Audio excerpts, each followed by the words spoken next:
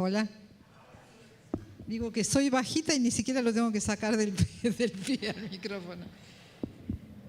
Bueno, para aquellos que se han sumado a la iglesia en los últimos años, capaz que no escuchan mucho de quién soy yo, pero tengo tantos viejos amigos acá.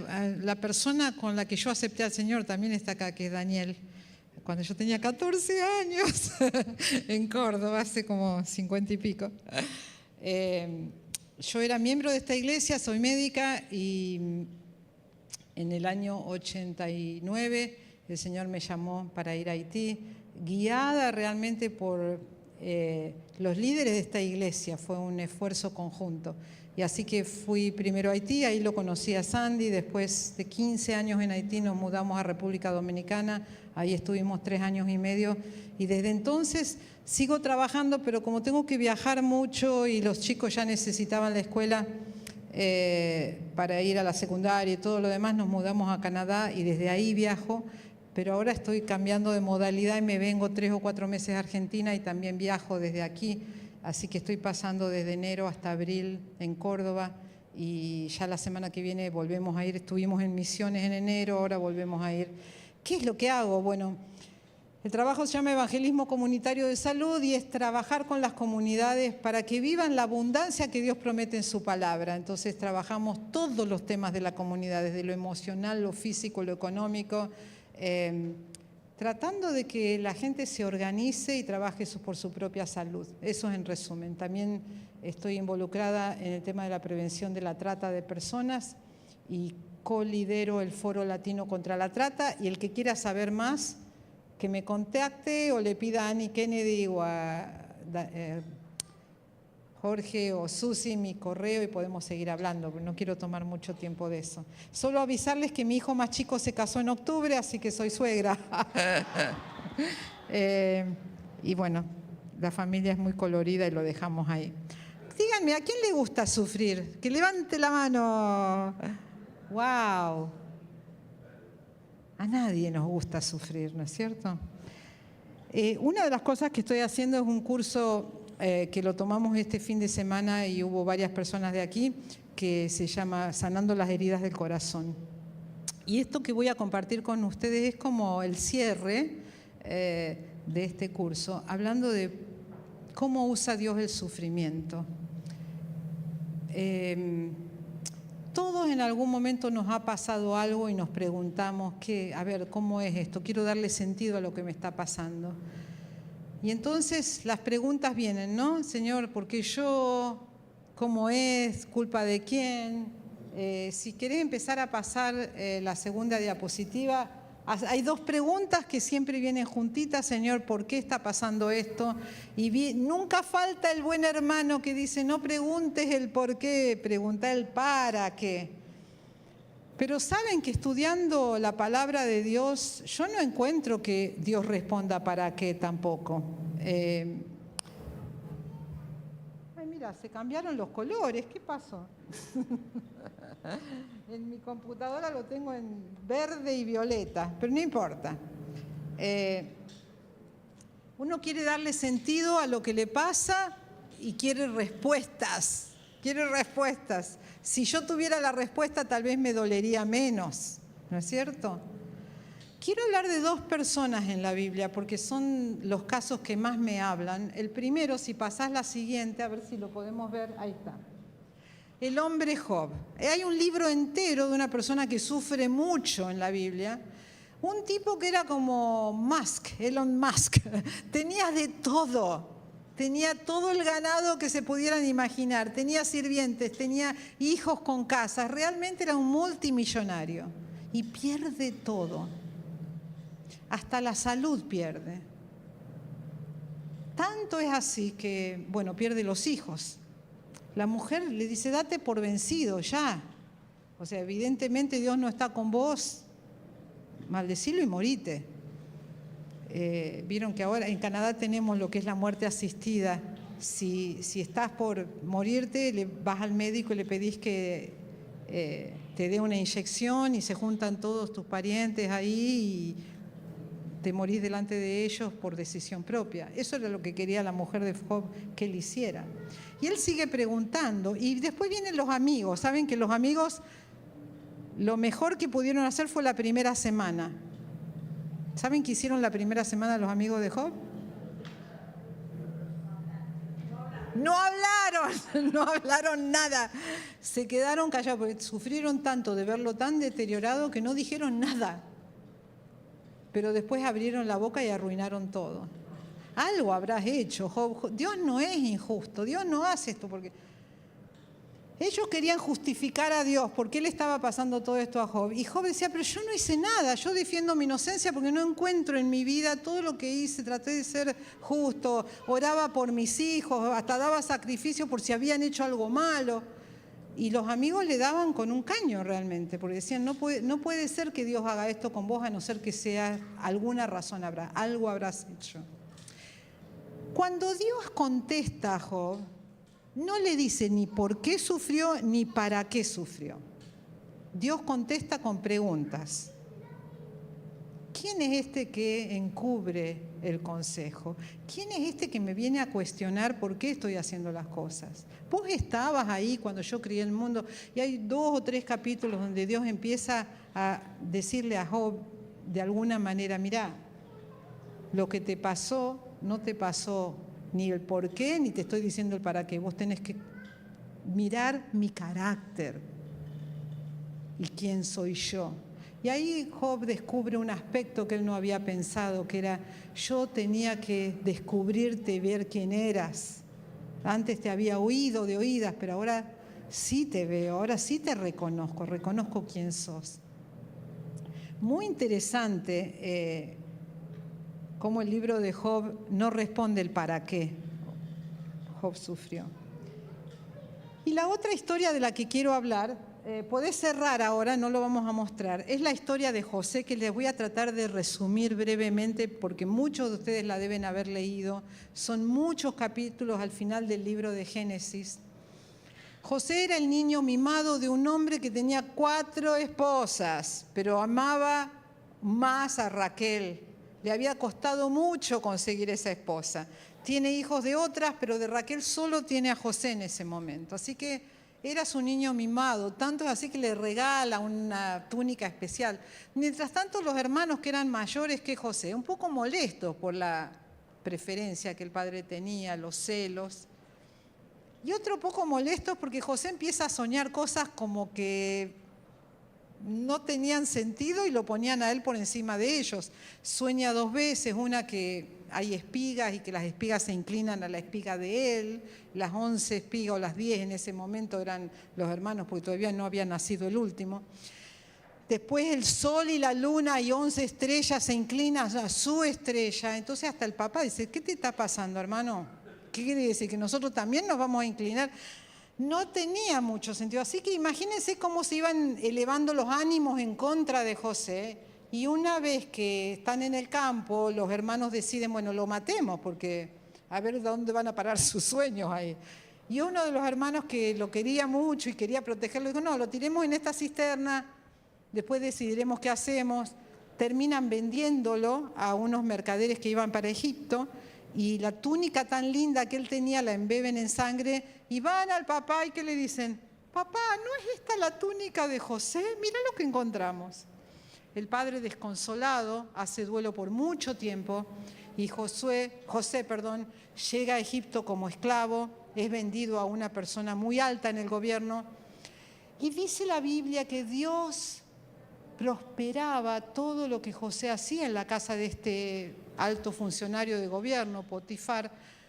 Tanto es así que lo pone como administrador de sus bienes y él no se tenía que preocupar por nada. Pero la mujer que lo vio apuesto, lo perseguía y como él se resiste diciendo, ¿cómo yo voy a hacer algo en contra de su esposo que me ha hecho administrador, manager de todo esto? ¿Y cómo voy a pecar contra Dios? Y quiero que empiecen a prestar atención a cómo José encara su situación. Él es esclavo y él no está recriminándole a Dios, está diciendo, ¿cómo voy a pecar contra Dios? Conclusión, la mujer dice, este hombre me violó, lo mandan a la cárcel. Y en la cárcel vuelve a pasar lo mismo. Es tan buen administrador, es tan bueno en lo que hace, Dios lo prospera en todo. Y el jefe de la cárcel lo pone como el administrador de todos los demás presos. Estando ahí hay dos hombres que servían al faraón, al rey, que vienen, tienen un sueño, están muy agitados. José pregunta, ¿qué les pasa? Ellos le cuentan, tuvimos un sueño, nadie lo puede interpretar. Y José dice, solo Dios puede interpretar los sueños. Cuéntenme qué soñaron. Y ellos le cuentan, bueno, y uno era que tenía que, uno era el copero, el que servía el vino, él iba a volver, el sueño quería decir que él iba a volver a su servicio, y el otro que era el panadero iba a ser ejecutado 3 días después. Así pasa. Pero al copero José le dice, por favor acuérdate de mí cuando vuelvas a tu posición. Pero el copero se olvida. Y José sigue 2 años en la cárcel. Quiero que me pases la diapositiva que tiene la línea del tiempo de José. Porque un poco repasando lo que estamos diciendo, no, esa no, esa es. Si uno hiciera una línea del tiempo, en el momento del nacimiento de José, ponemos para arriba las cosas positivas que le pasaron. Abajo está lo negativo. Bueno, pongo el sueño del sol y la luna como negativo porque el padre se enoja con José. O sea que no es algo que una experiencia demasiado agradable, ¿no? Pero entonces, bueno, nace José, su túnica como símbolo de la preferencia del papá, los sueños, es vendido como esclavo. Allá arriba es cuando lo pone Potifar a cargo de todo. ¿Qué pasa abajo? ¿Quién está abajo? La esposa de Potifar lo acusa, va a la cárcel, pero en la cárcel lo ponen como administrador, lo ponemos arriba. La gente tiene sueños, él los interpreta. Y ese reloj de arena quiere decir pasaron 2 años. Yo quiero hacerles una pregunta. ¿Dónde estaba Dios cuando José estaba esclavo, cuando lo venden, cuando está en la cárcel? ¿Dónde estaba Dios? Porque esa es la pregunta que nos hacemos normalmente en el sufrimiento, ¿no es cierto? ¿Cómo sabemos, qué indicios hay de que José tenía a Dios de su lado? ¿Cómo? Sí estaba. ¿Dónde? ¿Cómo sabemos? Sí, yo no hago prédicas de monólogos, perdón. Ok, Cristina dice con sus actitudes. ¿Qué otra evidencia dice la Biblia que Dios estaba con él?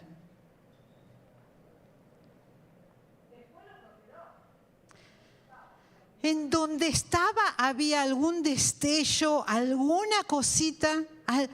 No lo sacaba de la esclavitud, pero había signos, y la Biblia lo interpreta, Dios estaba presente y Dios lo prosperaba. Y la gente reconocía que había algo en ese entorno que significaba que Dios estaba con él. Nosotros vamos a hablar en este momento de lo que es sufrir y la presencia de Dios. Yo le voy a invitar a Damaris que venga porque ella quiere dar su testimonio y después vamos a cerrar un poquito con otros pasajes bíblicos y cómo usa Dios el sufrimiento. Así que Damaris, te quiero pedir que tomes el micrófono. ¿Qué preferís, fijo o móvil?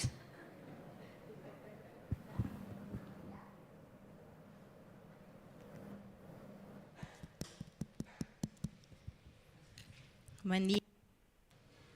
Bueno, tengo que confesar que cuando me preguntó si quería dar mi testimonio dije que sí y después me arrepentí un poco. Estoy un poco nerviosa, pero bueno, ténganme paciencia.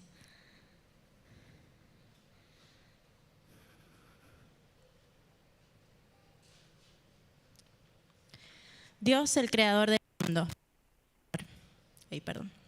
Mi creador. Proverbios 8, 22, 23. El Señor me dio la vida como primicia de sus obras, mucho antes de sus obras de antaño. Fui establecida desde la eternidad, desde antes que existiera el mundo.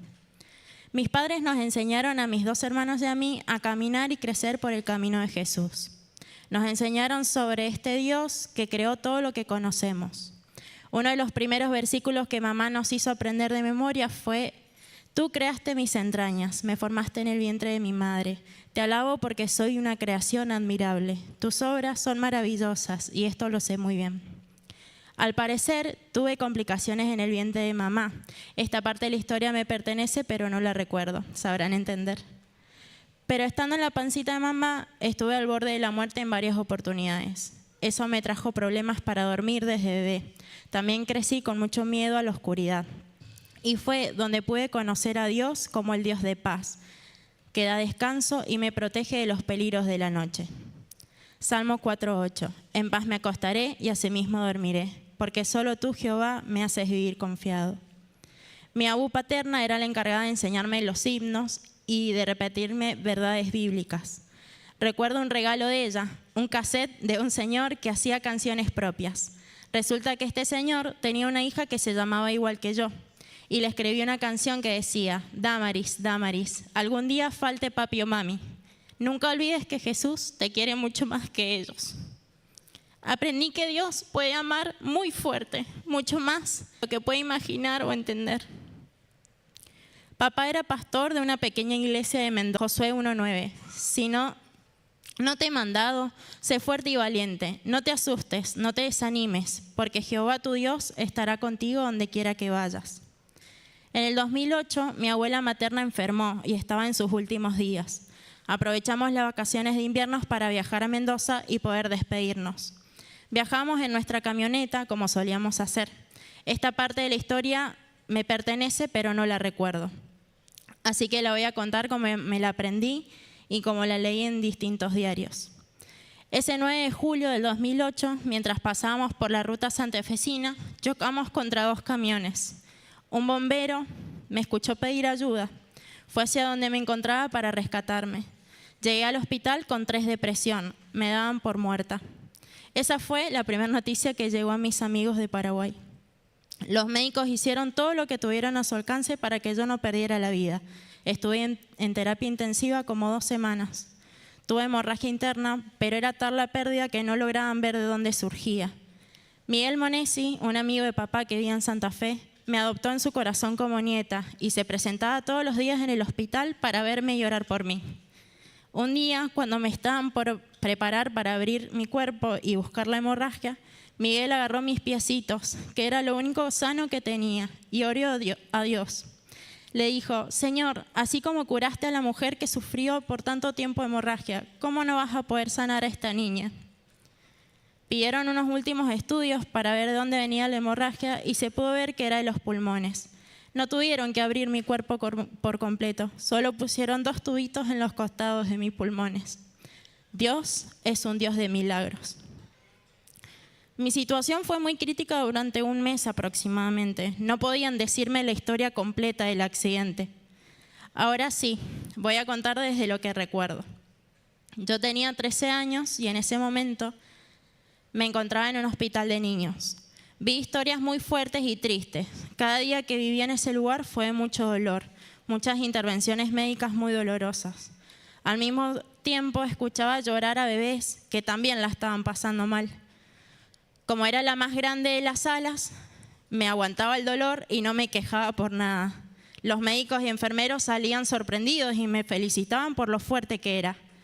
Pero no me veían en las noches cuando descargaba el llanto silencioso, rogándole a Dios que mi familia esté mejor que yo y que no tuvieran que sufrir tanto. Estaba pelada, con el rostro deformado, con cicatrices grandes en mi frente, desnuda, con muchos cables y agujas por todos lados. No sentía mis piernas y tenía 4 fierros grandes que traspasaban mis caderas agarrando los huesos. A los días aprendí que esos fierros se llamaban tutores. Me habían quebrado las caderas y esos tutores ayudaban a que los huesos se soldaran.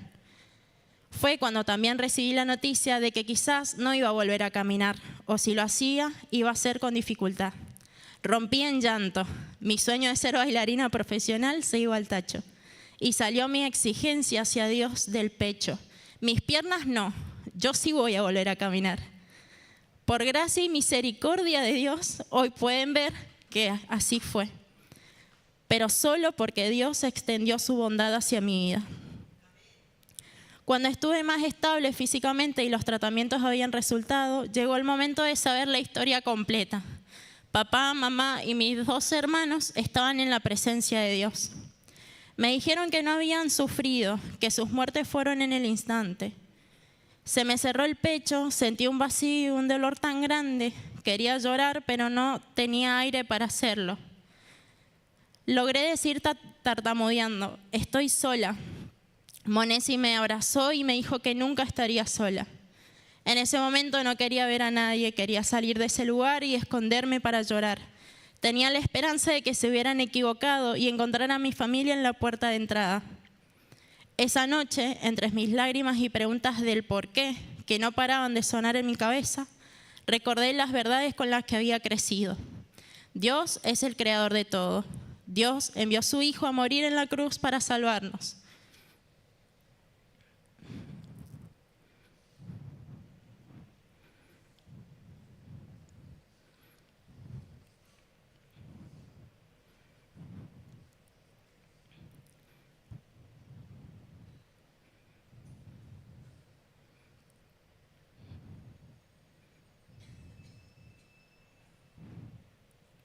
Perdón que se me desconfiguró el celular.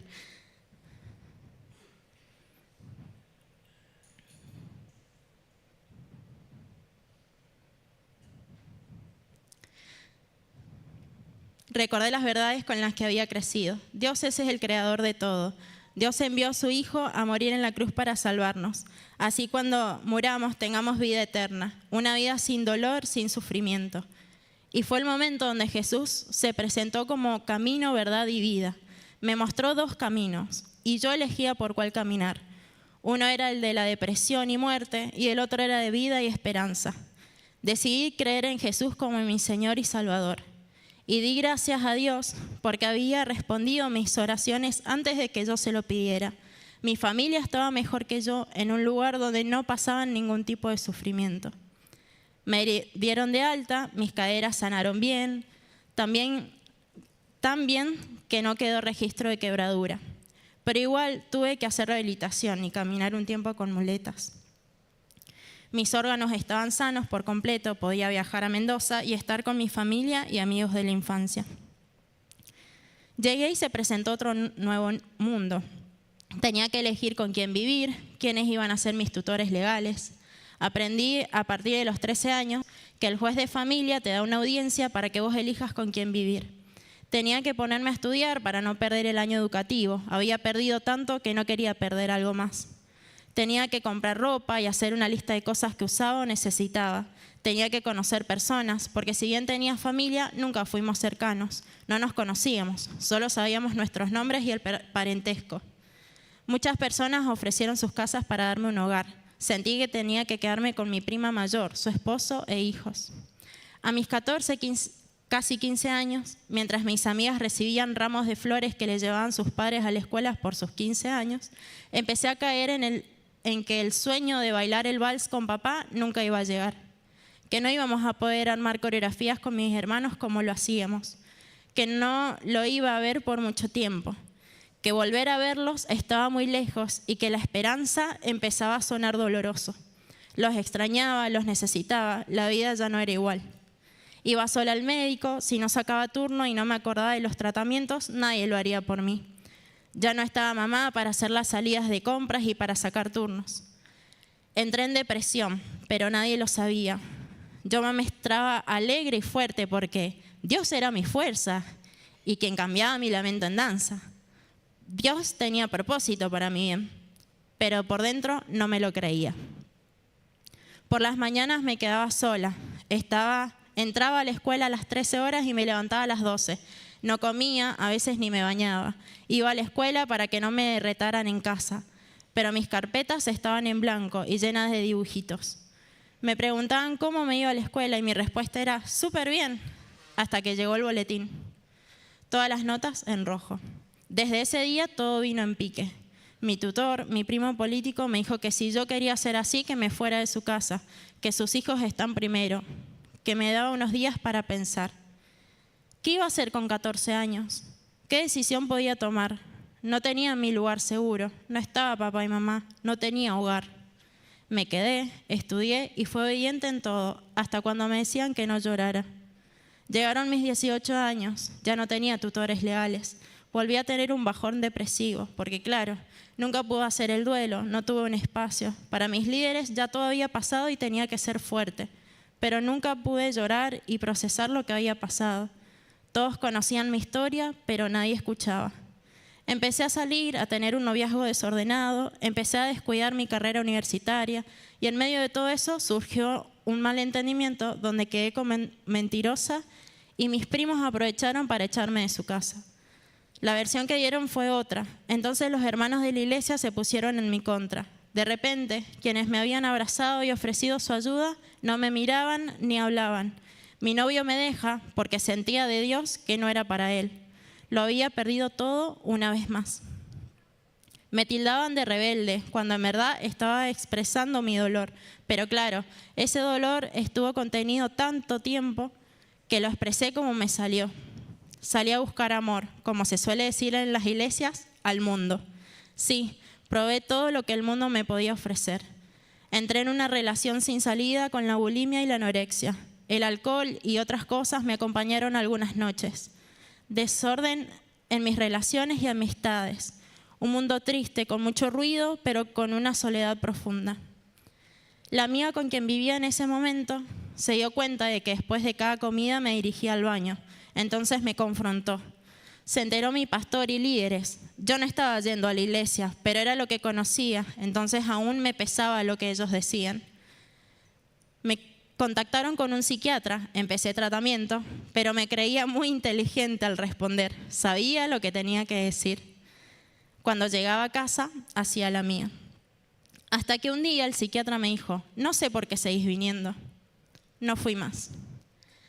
En medio de mis citas con el psiquiatra, conocí a un chico bonito llamado Mariano. Este chico me escribía a salir.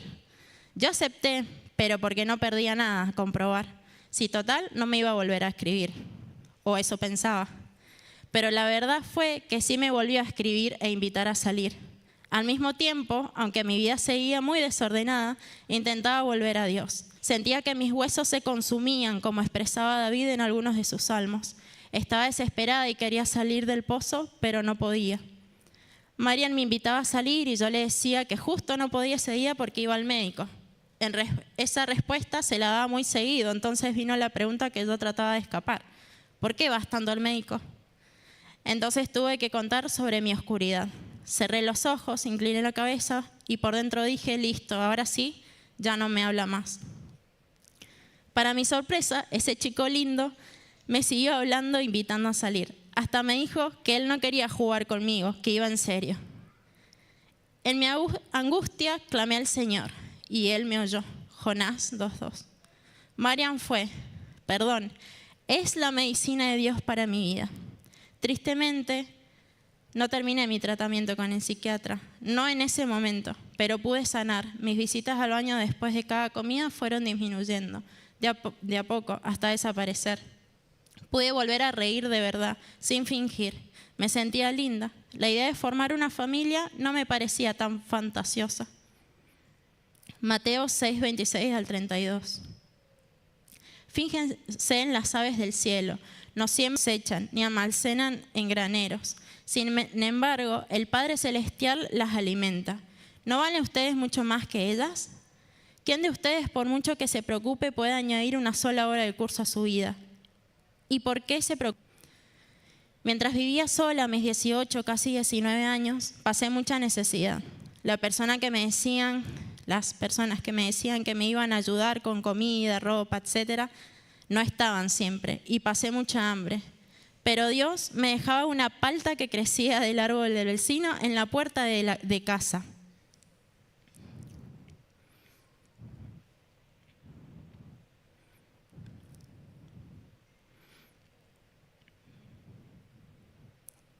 de esas paltas grandes, así que tenía la semana completa de comida. A mis 19 años pude tener mi primer trabajo en blanco, gracias a mi suegra querida que me dio el contacto. Eso me permitió poder seguir estudiando y vivir mejor. Un 17 y 18 de marzo del 2017, Mariano y yo dijimos sí acepto frente al juez y frente a Dios. Dios me regaló una vez más de su gracia y misericordia, regalándome el hermoso compañero de vida, al hombre que un día le pedí a Dios en mi cuarto a los 12 años. Dios no se olvidó de eso. Pude formar mi propia familia. Hace 3 años que vinimos a vivir a Buenos Aires y no han sido años fáciles, pero Dios es fiel. Sufrimos una estafa telefónica y nos quedamos con 2.000 pesos para casi todo un mes. Comimos arroz y huevo todos los días. Es una etapa que llamamos tiempo de arroz, porque invitábamos nombres a los platos cada vez que conseguíamos armar una nueva variante. Cuando a veces nos daban ganas de comer carne, de repente nuestra amada Ani nos invitaba a comer y podíamos pedir lo que quisiéramos. Deuteronomio 31:8. No temas ni te desalientes, porque el propio Señor irá delante de ti. Él estará contigo, no te fallará ni te abandonará. Dios me escuchó durante toda mi vida, me vio y cumplió su palabra. Fue mi roca y sostén, fue mi pronto auxilio, fue mi pan de vida, fue salvador y libertador. Perdonó mis pecados y salió a recibirme. También me fue a buscar cuando me perdí. Fue mi proveedor, porque faltó papá y mamá, faltó mi lugar seguro, pero Dios me recogió y amó más que todo eso. Algo puedo confirmar, que aunque aún queda camino por recorrer y pueden seguir viniendo momentos difíciles, Dios lo va a hacer otra vez. Fue, es y será el mismo siempre. Gracias. Gracias.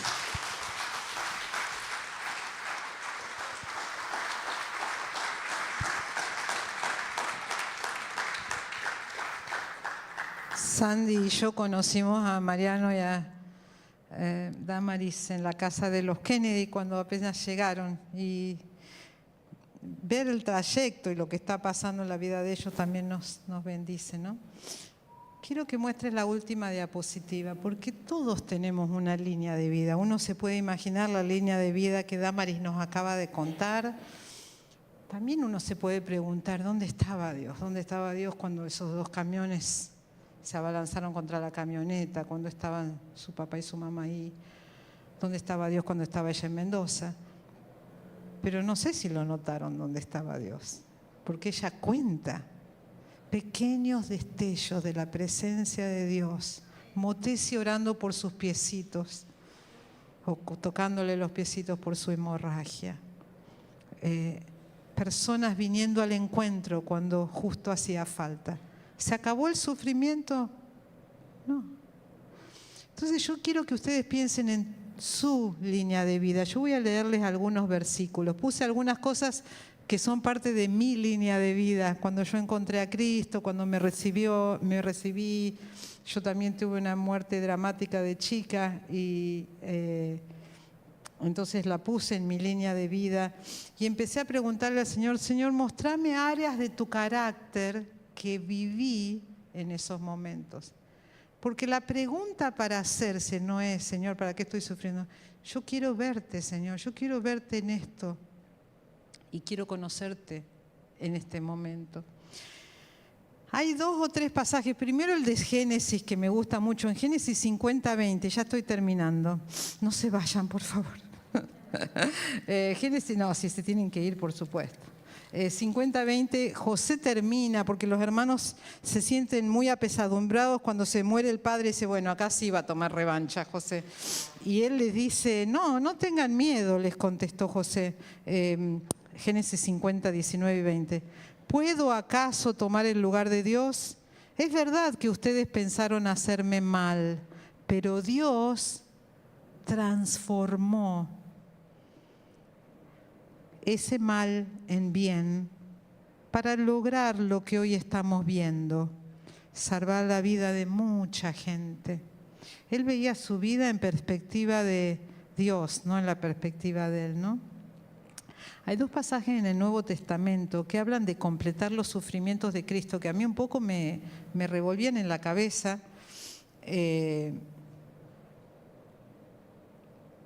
Voy a leer 3 pasajes. Uno está en 2 Corintios 1, dice en el versículo 6, si sufrimos es para que ustedes tengan consuelo y salvación, y si somos consolados es para que ustedes tengan el consuelo que los ayude a soportar con paciencia los mismos sufrimientos que nosotros padecemos. En Colosenses 1:24 dice, ahora me alegro en medio de mis sufrimientos por ustedes y voy completando en mí mismo lo que falta de las aflicciones de Cristo en favor de su cuerpo, que es la iglesia. Uno se pregunta, ¿cómo que mi sufrimiento completa el sufrimiento de Cristo? No puedo entender si la obra de Cristo en la cruz fue completa. ¿Cómo que yo completo los sufrimientos de Cristo? Y bueno, los que estudian un poco más la palabra y uno leyendo y profundizando, entiende que no es que nosotros completamos los sufrimientos de Cristo para salvación de alguien, sino por la proclamación y el testimonio de Cristo en el sufrimiento de uno, que completamos los sufrimientos, pero no porque su obra no haya sido completa. Hay 2 pasajes que hablan de eso, ¿no? Y en Primera de Pedro dice también, Primera de Pedro 1:6, como 2 Corintios, esto es para ustedes motivo de gran alegría, a pesar de que hasta ahora han tenido que sufrir diversas pruebas por un tiempo. El oro, aunque perecedero, se acrisola al fuego. Así también la fe de ustedes, que vale mucho más que el oro, al ser acrisolada por las pruebas, demostrará que es digna de aprobación, gloria y honor cuando Jesucristo se revele. ¿A dónde está Dios? ¿Y cuál es tu línea de tiempo? Yo quiero que te tomes un minutito nada más para pensar en esos grandes marcadores de tu vida. Tendrás 5 o 6 momentos en tu vida donde fue un gran éxito o un gran fracaso, sufrimiento o pérdida, una gran pérdida. Te pido que cierres los ojos y le pidas al Espíritu Santo que te muestre esos momentos. Y que el Espíritu Santo te revele dónde estaba Dios, qué señales hubo en esos momentos de que Dios estaba ahí. Tal vez fue una palabra, alguien que te visitó, la aparición de un compañero, como le pasó a Damaris. Esos son signos de la gracia que aparecen para mostrarnos quién es Dios, el carácter del Dios en quien confiaste, porque Él se quiere revelar y porque de verdad aprendemos más en medio de las crisis que en medio de las glorias y los festejos. Y Él sabe eso y Él nos está formando. Te voy a dar un minutito para que oremos en silencio y después vamos a terminar.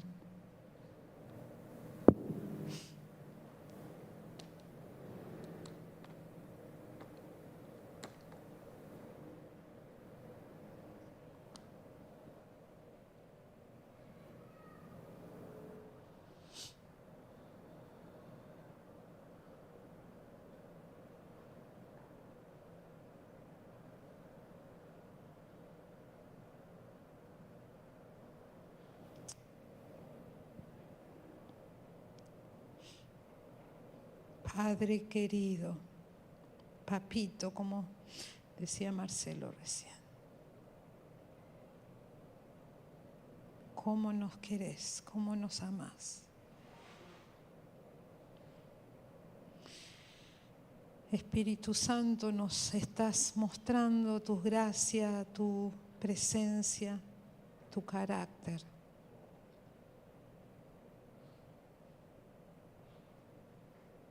No nos gusta, Señor, estar sufriendo, lo reconocemos y podemos decirlo. No siempre es victoria. Pero reconocemos, Señor, que nos estás mostrando quién sos. que nos estuviste mostrando quién sos. Gracias por esos momentos que nos recordás que estás ahí con nosotros siempre, todos los días hasta el fin del mundo. Ayúdanos a pensar en eso cuando estamos pasando momentos difíciles.